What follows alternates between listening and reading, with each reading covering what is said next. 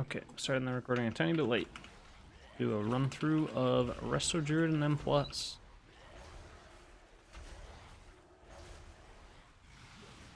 First of all, very small. Oh.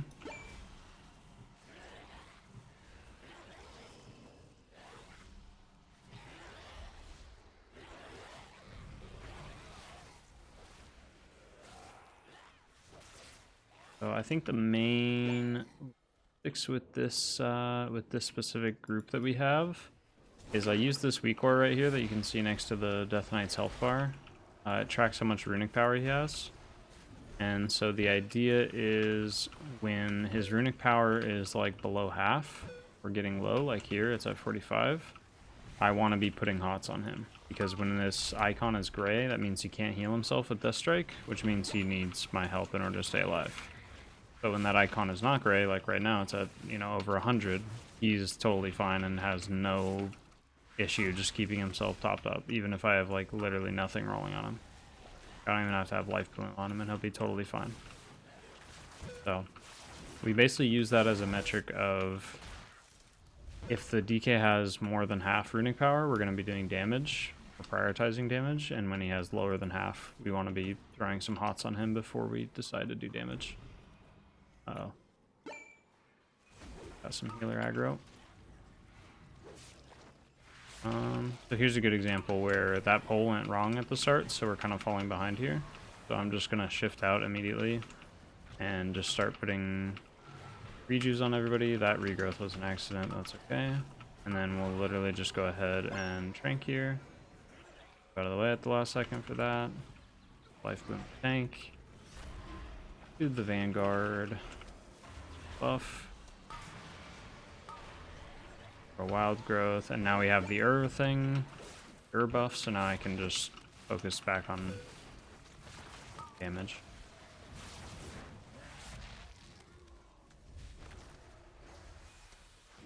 It's one of those things that you unfortunately just learn with a lot of practice of like when it's okay to catweave versus when you actually need to be like ready to heal the group, because you have to be proactive with everything. You can't really be reactive as a Resto Druid. You have to know when damage is going to happen to the group. So what I would recommend newer players do, or like more inexperienced players with catweaving, is just don't catweave and instead just focus on like, so we go into this pack, I'm going to throw some hots on the tank, I'm going to put down Vortex, I'm going to Sunfire, and then I'm going to heal some more. And just focus on like Sunfire and Moonfire being your only thing. Like just get in the habit of like, oh, here I need to be healing, I'm gonna Wild Growth, I'm gonna Swift Mend. Okay, now everyone's looking relatively healthy, we'll get this guy topped up, and now everyone's healthy, so I'll Sunfire, maybe Moonfire a couple times, and oh, now I need to heal the tank. And just get used to trying to do that, like at least just weaving in Sunfires and Moonfires. And then as you get more comfortable, you can take bigger risk by going into cat form or balance affinity and stuff like that and like doing damage. The best way to start off. Just start off with Moonfire, Sunfire, and like Wrath, like human form abilities, so that you're not threatening, you know, you're not like endangering the group by going into a different form, because then you get punished a lot more. If you're still in human form, you can react, even though that's not what Resto Druid's good at doing. It still is, you know, it's still viable. And then once you actually get comfortable with like the damage patterns that you're expecting and stuff, you can switch over to actually switching forms, doing damage that way. So one thing in cat form is you always want to make sure you start stealth if you can, because the rake that you start off with will do increased damage. And then like here, for instance, we're going to throw out some hots. I'm going to throw out Wild Growth, press my defensive for this ability. And now I can let that Wild Growth, that rejuve that I put on myself earlier, and this F-flow on the ground, I can just let it all do all of the work for healing and keeping us alive.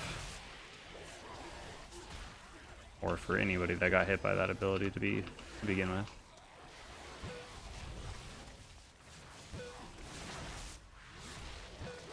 And then here is where we do it all again.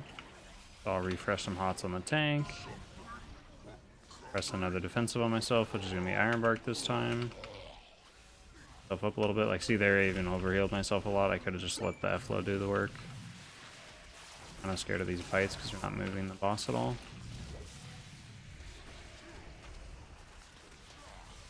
And tank has runic power, so we're all good on that. Don't really heal him. Now he's running a little bit low, so I will throw some hots on him. Throw down Efflo again. Back to refreshing our dots on the boss.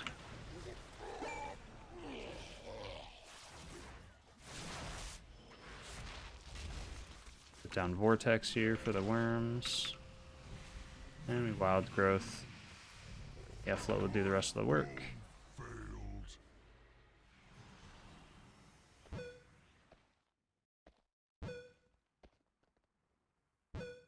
So it's really just a matter of like priority of like buff upkeeping. So first you prioritize keeping F-flow down on the ground, because that'll be a majority of your like sustained healing.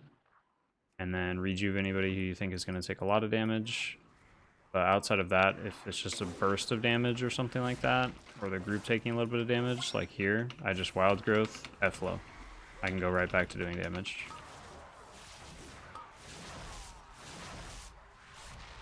There's another volley going out here. I get out of form, I wild growth, I press a rejuve on the person who's more in danger, and I go right back to doing damage. I don't have to heal this person all the way up, because my hots will do the work for me. It's just a matter of, again, so it just takes a lot of practice of like knowing when someone's actually in danger versus when you can kind of just let hots heal them up to full. Like there, I apply some hots on the people who have a lot of Grievous stacks, and it should be enough, but it's not looking like it is, so pop those off while we're waiting for this next pull. Like a small pull anyway, so my damage doesn't matter too much. Hopefully kill these before we pull, which we didn't, so I don't get a re-stealth. Okay. Watch out for that cleat. Here we can Iron Bark, F-flow, Wild Growth, and guess what? We're back to doing damage.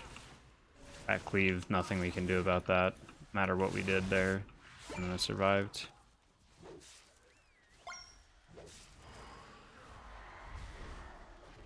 Fresh dots. In that wild growth again. We're gonna get rid of these high Grievous stacks. Grievous always makes like a bad example because Restorative has to put in a little bit more work to catch up for Grievous, but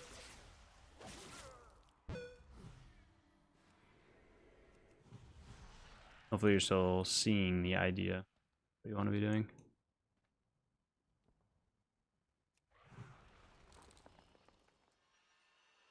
Maintain F-flow, press wild growth when you need burst healing. Press rejuve when a single person needs extra healing. And other than that, you should be just maintaining damage abilities on mobs, which is Rake, Rip, Fire, Sunfire. Here again, we're taking a little bit of damage, so I'm going to wild growth, I'm going to F-flow, and I'm just going to go to doing damage. Even here, I don't have to panic about people taking damage. Like that hunter was like 20% HP.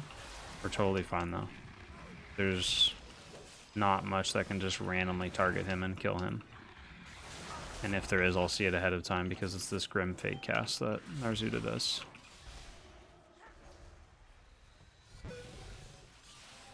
Go. Damage.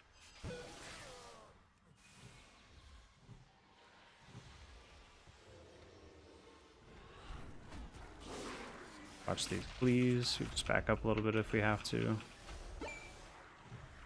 And our damage on the Marauders doesn't matter right now, so we refresh hots on the tank. And we're gonna have those Bone Shatter Shields spawn.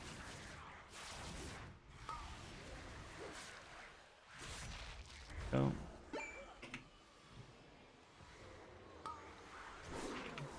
Necromancer.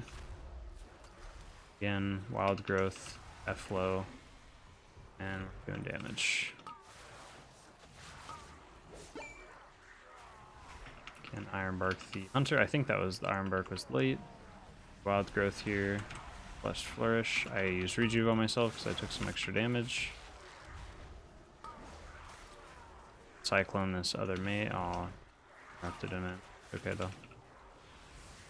Again here, we just Wild Growth. Rejuve the people that are lower than everybody else. And there, like, I just made the wrong choice of regrowthing the the priest instead of regrowthing the hunter, because the hunter was lower HP. And that's like an example right there. That's where you just have to be willing to make mistakes. It's like a high risk, high reward kind of gameplay with Resto Druid and wanting to do damage as Resto Druid. And you just have to play those risks out, and that's how you learn what works and what doesn't and what you need to do differently in order to be better prepared the next time.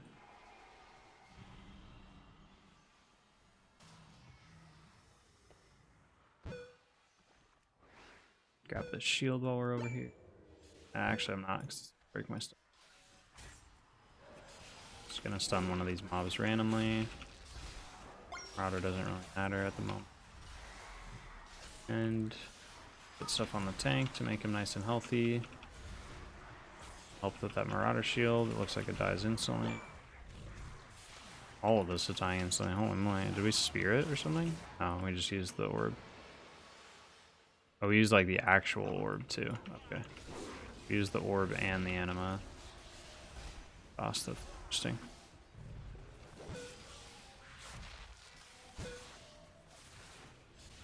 His bone flays hurt the tank a lot, so we're gonna just put stuff on him.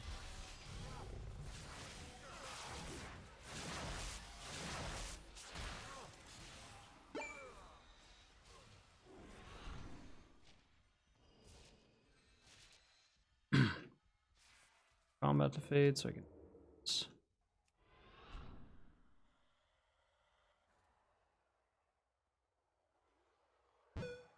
You will be brought to justice. You dare deny me the sky? Then I shall answer in kind. Foolish paragon. Be a very similar pattern on this boss. We're gonna go in, we're gonna focus damage. Apply all of our dots to the boss, and now we wild growth. We put a F-flow down. We can rejuve the people, taking a little bit of extra damage here.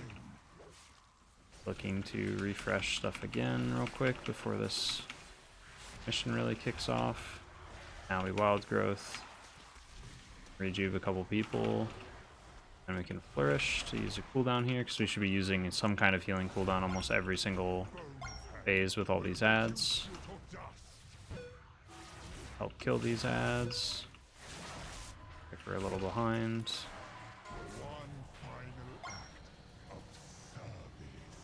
Oh, I didn't cyclone it in time, that really sucks. Okay, we're still recovering here. But this is where I don't get to recover and do some damage. Actually, we just got the air buff, so I definitely can. Cover here, do a little bit of damage. This time we have grippy hands, so we should be a little better off.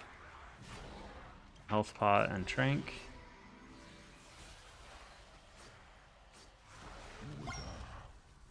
Dodge out of the way of that. Wild growthing to top everybody off, even though it's pretty unnecessary.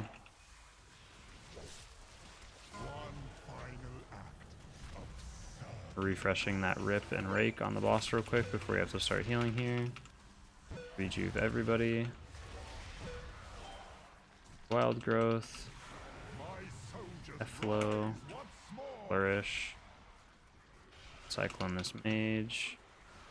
Worry about him. I can just keep cycloning him.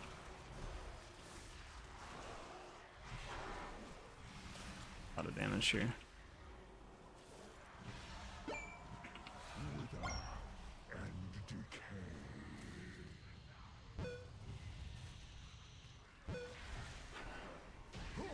Cool. Okay. And Cyclone necessarily wasn't the best thing to do, but I didn't want us to have to like worry about the kicks since we were already seemingly having a kind of hard time with it.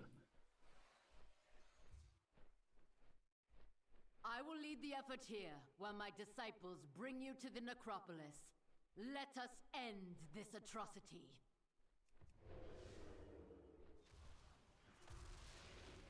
I think we're just going in, actually. I CC'd it, I should have stealthed. Try to stand in the way to not die here. Again, I wild growth, I throw F-Flow down. That should give me enough freedom to do a decent amount of damage, and I can always pop out and rejuve the people that I think are taking extra damage. Let wild growth and F-Flow can heal. You just go right back to it.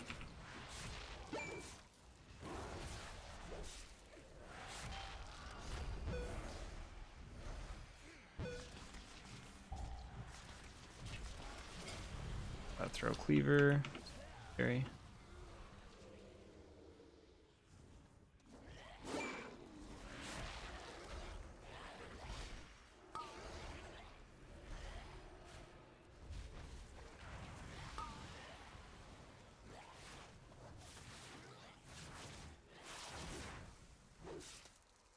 Refresh dots on this guy.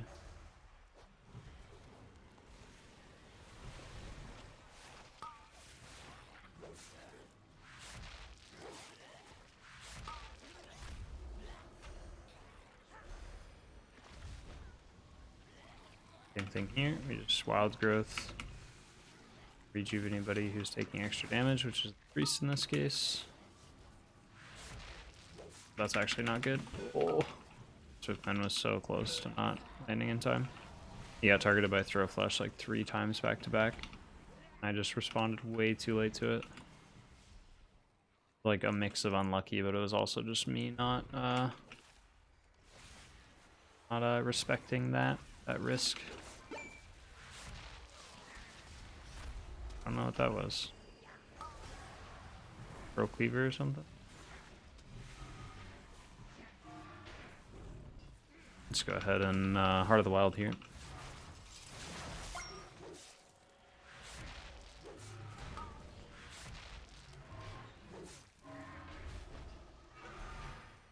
Thought all these up.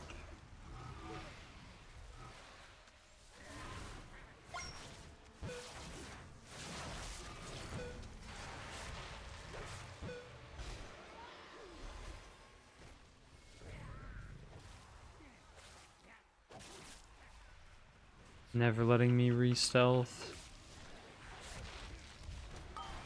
Dark skin here. Oof. And we iron bark ourselves. Drank. Just flourish at the end of it, just to make sure we're topped off. Go back to doing damage again. Now we're prioritizing Sunfire, Moonfire, and then we can switch into Cat Form if we feel comfortable, which we do because of the herb buff.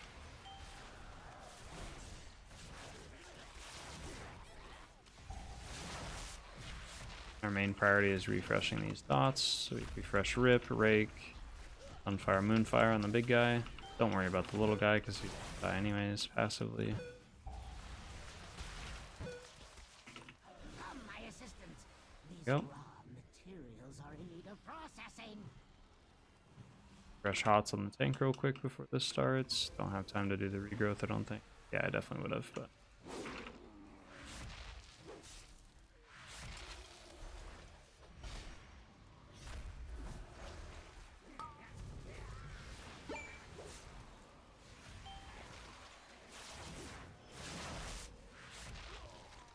Trying to keep all my hots up on them both. Obviously is fairly difficult to do though. Can't get all of them, that's okay. Swipe when we're in between them like this. Fresh Rake on both of them. Rip on this one. Work on refreshing the Rip on this one. Adaptive Swarm on the higher health one.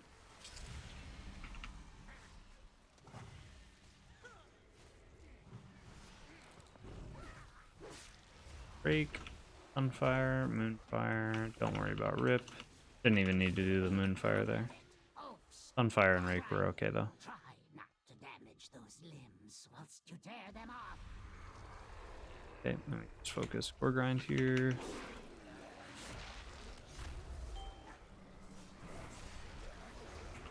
Iron Bark the tank, throw down a Life Bloom, an F-Flow, Rejuve, just kind of throw everything on him.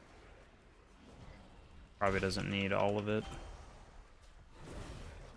just lets him be nice and healthy so that I can get in here and just do damage the entire time without being interrupted. Yeah, I can't react to that in time.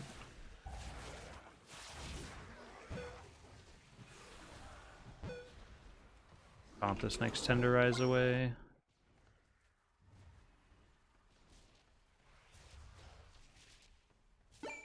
I'm just letting his Tenderize stacks reset by taunting the Gorgrind away. You can do that with any of the works. If you have Plater, it shows this like timer up above his health bar up here. It says Tenderize. It'll show you like how long until he casts it again. So that can be really useful. Right here, he's gonna do it again. You just taunt it like 2 or 3 seconds before he's gonna cast the ability, and if he doesn't have anyone in range, he won't cast it until he has someone in range, but then he guarantees cast it, so that's why you want to taunt and then run. Right, ding. Start off open on the Rot Spew. And now that I have all my dots on him, I Wild Growth, I F-Flow, throw Regrowth on anybody who I think will need it. Throw Regrowths also on people if they need even more healing after that fact. Got my defensive for that spew. Like, I'm not panicking over that spew. Like, all these hots on me are gonna just heal me up, so we are fine. Ironbark tank here, so I don't have to really worry about him. I am gonna refresh some hots on myself and Hunter. You're in melee. Yep, that is why we just did that. Don't want to let the melee dip. You don't want anyone to let, like, you don't want to let anybody dip below like 80% health while you're fighting Rot Spew, but typically that'll just be melee players. Oh, I ruined my opener. Can I get a re-stealth? I accidentally got out of my stealth as I went into it. That sucks. The worst part about it being on the mouse wheel. Make sure everybody's healthy for this next part so I can focus boss damage. Stuff on tank.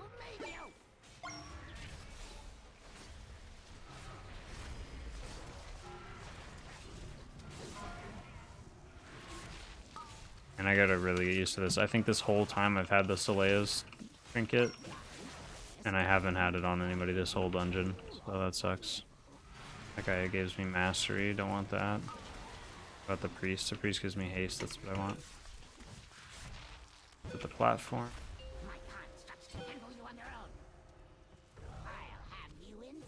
Okay, that we kill this. Using it to build up combo points. And then Ironbark tank here. F-Flow. Put hots on the tank. Wild Growth. It's for each creation that's up, it does do damage to every player. Gonna walk away a little bit. Walk towards us. Damn, step on the stuff on the. Rush again.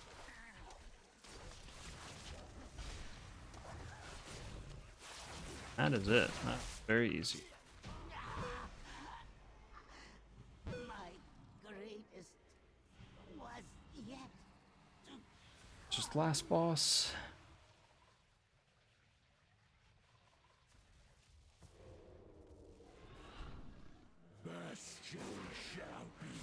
Prowl. We're just putting all our dots on him, and then we can worry about hots out. Spell that. There was in range of that. That's not good at all. Oh, you might be in trouble. I can tell you now. Run. Oof. Plus Wild Growth. F-Flow. Put stuff on the tank here to catch up. Captive Swarm. Okay, this time the hunter's actually out there by himself.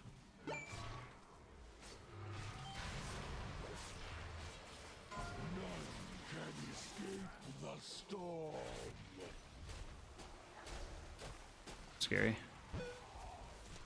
Don't need to worry about the hunter.